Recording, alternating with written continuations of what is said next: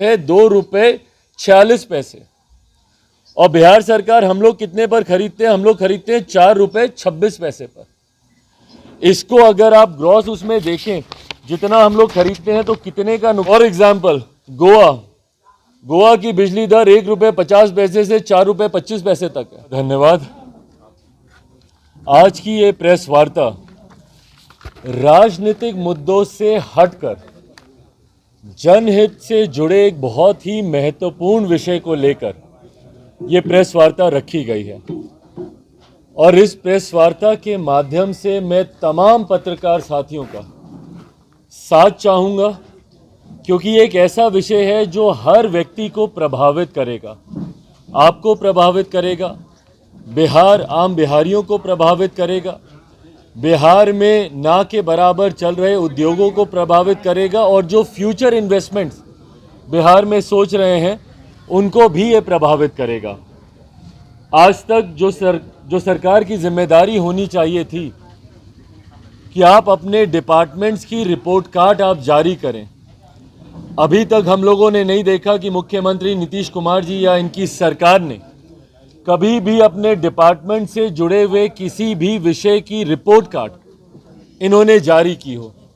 इन्होंने कभी ये बताने का प्रयास नहीं किया कि किस विभाग में इनको कितना लाभ हुआ, नुकसान हुआ, क्या इन्होंने नए कदम उठाए, क्या पुराने कदमों को इन्होंने चालू रखा, क्या उसमें फेरबदल किया। कभी भी बार बार ये सरकार बदलते गए, गठबंधन मुख्यमंत्री नीतीश कुमार जी बदलते गए, पर उस बदलते गठबंधन में कभी भी इन्होंने अपनी सरकार की उपलब्धि, कामयाबी कभी जनता से उन्होंने साझा आज तक नहीं किया।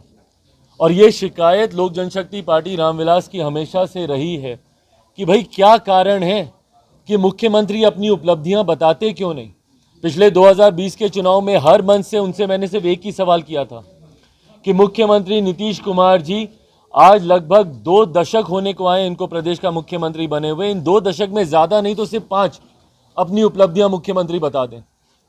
कौन सी ऐसी 5 उपलब्धियां हैं, भले वो शिक्षा को लेकर हो, रोजगार को लेकर हो, स्वास्थ्य सेवा को लेकर हो, इंफ्रास्ट्रक्चरल डेवलपमेंट्स को लेकर हो। भाई 7 निश्चय योजना इनकी चल रही है ना, उसी में अपनी उपलब्धि बता दें। कोई 5 ऐसी उपलब्धि बता दें, यूनिवर्सिटीज़ को लेकर बता दें, अलग अलग उद्योगों को लेकर बता दें, व्यवसाय को लेकर बता दें। कुछ तो बताएं कि इन्होंने क्या किया। पर अपनी उपलब्धियां बताने के अलावा मुख्यमंत्री जी बार बार गठबंधन बदलते गए। अपनी कुर्सी को कैसे ये बरकरार रखें वो प्रयास में ये ज़रूर लगे रहे, पर इन्होंने कभी ये बताने का प्रयास नहीं किया कि जनता के लिए इन्होंने क्या किया। बहरहाल ये जिम्मेदारी लोक जनशक्ति पार्टी रामविलास और बिहार फर्स्ट बिहारी फर्स्ट के माध्यम से मैं पहले भी इस बात का मैं जिक्र कर चुका हूँ कि जनहित के विषयों को उठाना, जनता की बातों को दम देना, उसको आवाज़ देना एक लक्ष्य है लोक जनशक्ति पार्टी रामविलास का, बिहार फर्स्ट बिहारी फर्स्ट का, जिसको हमारे विपक्षी या मुख्यमंत्री नीतीश कुमार जी की पार्टी जिसको चिराग मॉडल कहती है, उसी चिराग मॉडल का एक और उदाहरण आज मैं आप लोग के समक्ष लेकर आया हूँ। आज जैसा मैंने कहा कि अलग अलग डिपार्टमेंट्स को लेकर हम लोग रिपोर्ट कार्ड हम लोग जारी करेंगे, जिसकी शुरुआत आज मैं विद्युत विभाग से, इलेक्ट्रिसिटी के डिपार्टमेंट से मैं शुरुआत कर रहा हूँ। कुछ जानकारियाँ जो मेरे संज्ञान में आई हैं वो जानकारियाँ मैं आप सबके से साझा करूँगा। क्रॉस क्वेश्चनिंग आप लोग कर सकते हैं, अपने स्तर से आप इसकी जांच करवा सकते हैं। जहाँ पे आपको साक्ष्यों की ज़रूरत होगी तमाम साक्ष्य आप लोग के समक्ष भी मैं रखूँगा। ये एक विषय चल रहा है बिहार में बिजली को लेकर, जहाँ पर बिहार सरकार बीईआरसी के माध्यम से लगभग 40% बिजली में बढ़ोतरी करने की कार्यवाही में है। संभवतः आप लोग के संज्ञान में ये विषय होगा, विचाराधीन चल रहा है ये विषय न्यायालयों में भी, जहाँ पे बिहार सरकार चाहती है कि बिजली की दरों में जिस दर पे ये बिजली आम जनता को या अलग अलग इंडस्ट्रीज़ या जहाँ जहाँ पर भी ये लोग बिजली को बेच रहे हैं उसमें लगभग 40% की बढ़ोतरी करने के प्रस्ताव के साथ बिहार सरकार इस योजना पर काम कर रही है।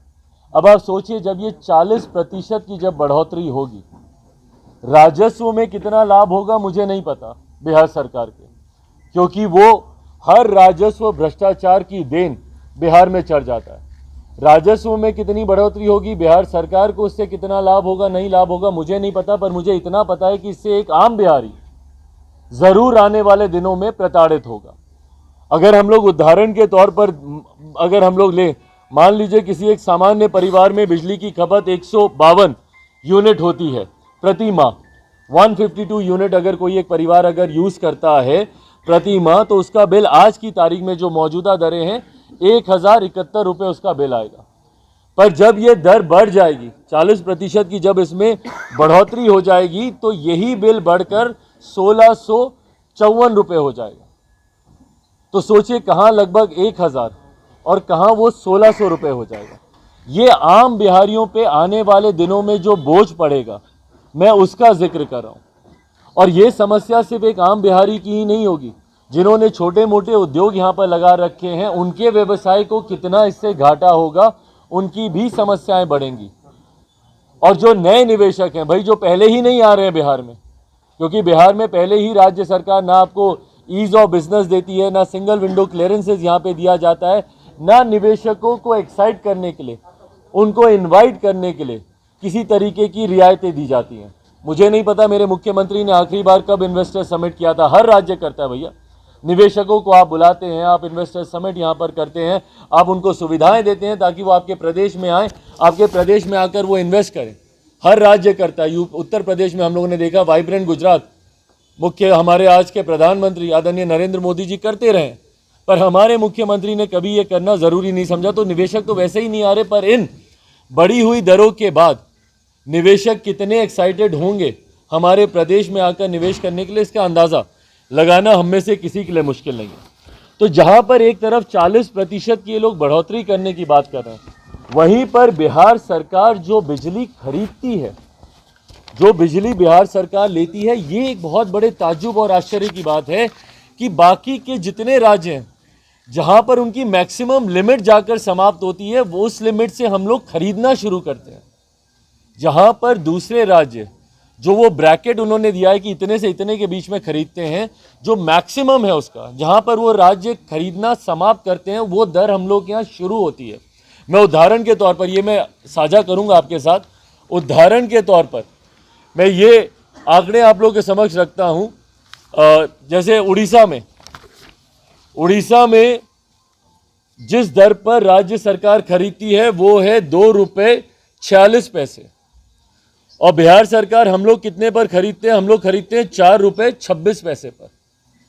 इसको अगर आप ग्रॉस उसमें देखें जितना हम लोग खरीदते हैं, तो कितने का नुकसान हर साल हम लोग को होता है। जो एक्स्ट्रा पैसा बिहार सरकार देती है, वो नुकसान होता है लगभग 5,278 करोड़ का हम लोग को हर साल रेवेन्यू का हम लोग को लॉस होता है।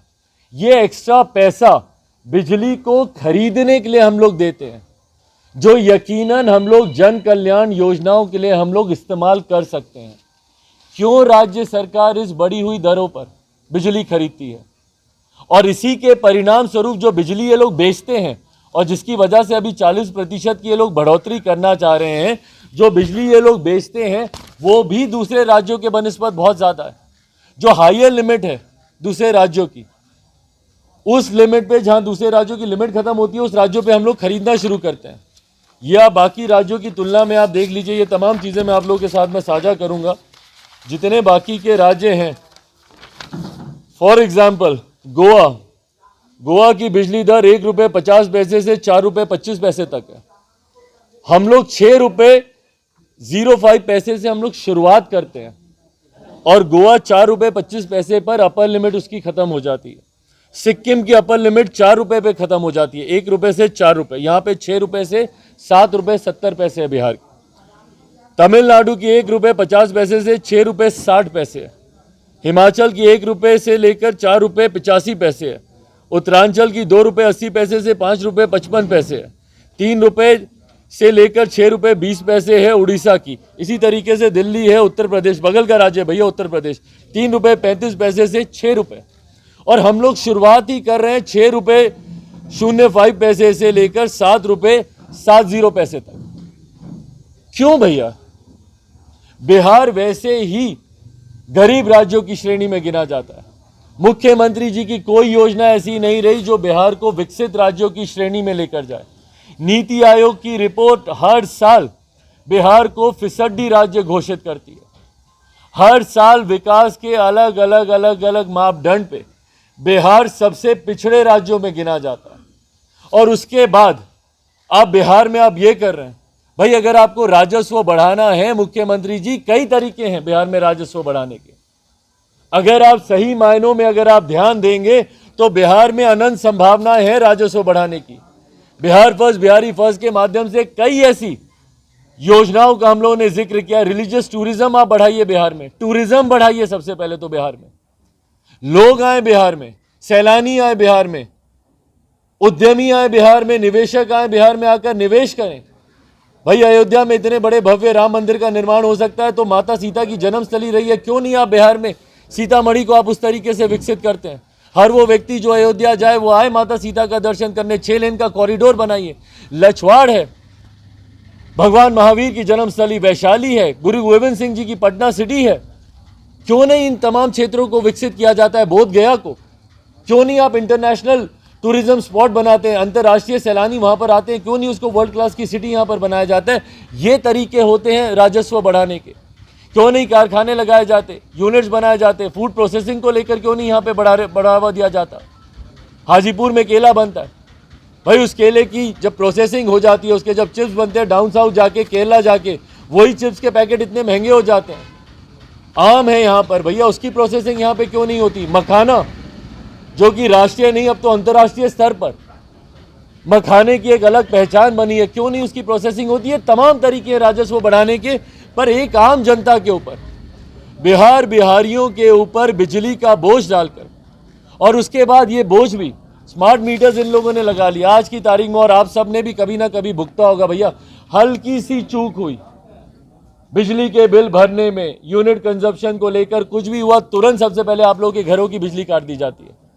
आम बिहारियों के घरों की बिजली काट दी जाती है। एक जनप्रतिनिधि होने के नाते मेरे पास निरंतरता में समस्या आती है, भैया हम लोग का यहाँ पे बिजली कटा हुआ है, बिजली कटा हुआ है, इतने समय से कटा हुआ है, इतने समय से कटा हुआ है, जबकि उसमें संभवतः गलती आपकी होगी, गलती उसमें आप ही के विभाग की होगी, पर उसके बावजूद भुगतना आम बिहारियों को पड़ रहा है। बट ऑन द कॉन्ट्ररी, इसके ठीक विपरीत जो इनके सरकारी विभागों के जो बिल पेंडिंग्स हैं उसके ऊपर कितने लोग बातचीत कर रहे हैं। जो इनके ऊपर जो लाखों करोड़ का जो बकाया है उसको क्यों नहीं वसूला जा रहा। सरकारी विभागों के बकाये के ऊपर कोई कार्रवाई नहीं होती, वहां पर सुचारू रूप से बिजली चल रही है, सारी सुविधाएं उनको मिल रही हैं, पर एक आम बिहारी बिजली के बिल में थोड़ी सी भी आगे पीछे हुआ तुरंत उसके घर की बिजली काट दी जाती है। पर वहीं जो लाखों करोड़ों का जो बकाया जो इनके विभाग में सरकारी डिपार्टमेंट्स में है उसको नहीं पूरा किया जाता, उसको लेने के लिए, उसको वसूलने के लिए कोई कार्रवाई नहीं की जाती, वहां पर लेन देन करके। और ये तमाम उदाहरण है भ्रष्टाचार के। मैं इसको आज आप लोग के समक्ष इसीलिए रख रहा हूं क्योंकि मुख्यमंत्री जी तमगा लेकर घूमते हैं। किस बात का? जीरो टॉलरेंस का। किसके खिलाफ? करप्शन के खिलाफ। भाई अगर ये सब करप्शन नहीं है तो और क्या है? क्यों इतनी महंगी दर पर बिजली आप खरीद रहे हैं जब दूसरे राज्य, उड़ीसा जैसा राज्य भैया जो विकास के मापदंड पे संभवतः बिहार से भी पीछे माना जाता है, जब वो इतनी कम दरों पर बिजली खरीद रहा है तो भैया आपको क्या जिद पड़ी है कि आप महंगी दर पर आप बिजली खरीदें और उसके बाद आप उतनी ही महंगी दर पर आप बिजली बेच रहे हैं। बाकी के राज्य, अगर मैं पुनः उड़ीसा का ही मैं लूं तो उड़ीसा भी मैक्सिमम भाई वो भी अगर रेवेन्यू जनरेट कर रहा है तो वो भी मैक्सिमम 6.20 पर बेच रहा है, आपका मैक्सिमम 7.70 जा रहा है। उत्तर प्रदेश बगल का राज्य मैक्सिमम 6 पे बेच रहा है और बाकी के राज्य तो 4-4.25 रुपए के आसपास ही सीमित हो रहे हैं आकर।